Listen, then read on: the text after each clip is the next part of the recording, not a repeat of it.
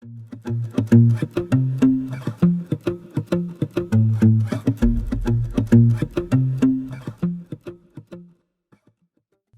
current state of relations between South Korea and Japan is, in the judgment of many observers, the worst since normalization in 1965.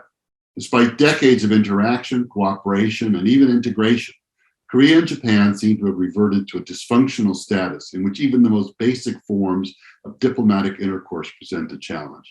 It is worth noting that South Korean President Moon Jae-in left office in May without ever having carried out an official visit to Japan or hosting a Japanese premiere in Seoul.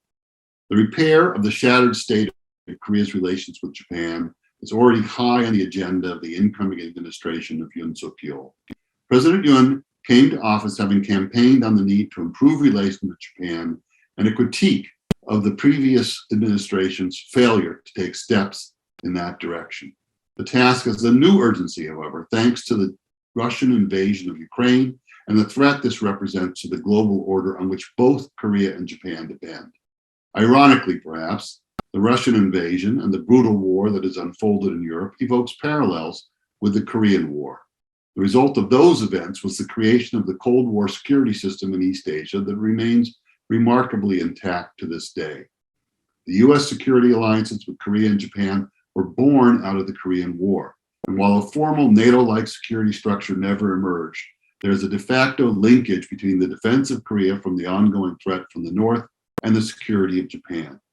The United States has long stressed the need for trilateral security cooperation, and the Biden administration is pushing hard on both Seoul and Tokyo to at least restore normality to their relations.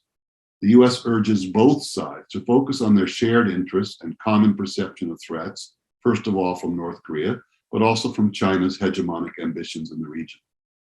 The stated desire to unfreeze relations is not, however, sufficient.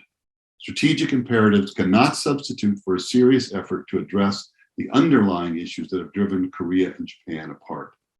The state of Korea-Japan relations is clear evidence of the power and persistence of wartime historical memory issues and their embedded role in the formation of national identity.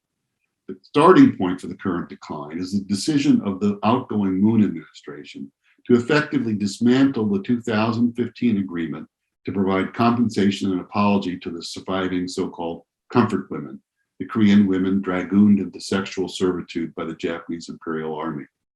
The Democratic Party of Korea had opposed the agreement, largely on the grounds that the main organization representing the surviving women had not been formally consulted.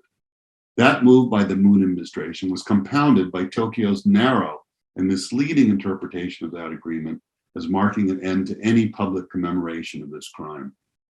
Tensions had already begun to mount from the fall of 2018 when the Korean Supreme Court ruled that the Japanese firms Nippon Steel, Sumitomo Metal, and Mitsubishi Heavy Industries must pay compensation to Korean forced laborers used by Japan during the wartime period. Until this ruling, both the Korean and Japanese governments had agreed that such claims had been settled by the 1965 treaty. The history disputes then spread into security and economic realms. In late 2018, a South Korean warship directed its fire control radar at a Japanese maritime patrol aircraft. Attempts to resolve the incident through direct talks between the two militaries ended in acrimonious dispute over who was responsible for the incident. The following year, in July 2019, the Japanese government took the unprecedented step of imposing export controls on key inputs for semiconductor production supplied to Korea. The following month, the Moon administration announced it would not continue an agreement on defense intelligence sharing with Japan. Only American intervention prevented this decision from being carried out. Subsequent contradictory court decisions in Korea on compensation to comfort women and forced laborers further complicated matters. Both the Yoon administration and the Kishida cabinet have expressed a desire to turn the page on these disputes and open a new chapter. Korea is eager to explore an association with the Quadrilateral Security Dialogue and membership in the Trans-Pacific Trade Pact. But the domestic political dimension of the Korea-Japan relationship will continue to pose a challenge to both governments.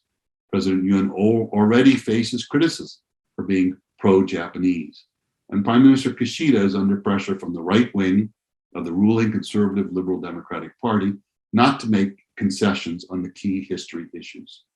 Ultimately, a solution must be found to the issues of historical justice if relations are to be put on a solid footing. The legal and political barriers can be overcome with leadership and skilled diplomacy. As the war in Ukraine widens, the sense of strategic urgency in both Tokyo and Seoul should grow deeper as well. But the weight of history cannot be easily thrown off.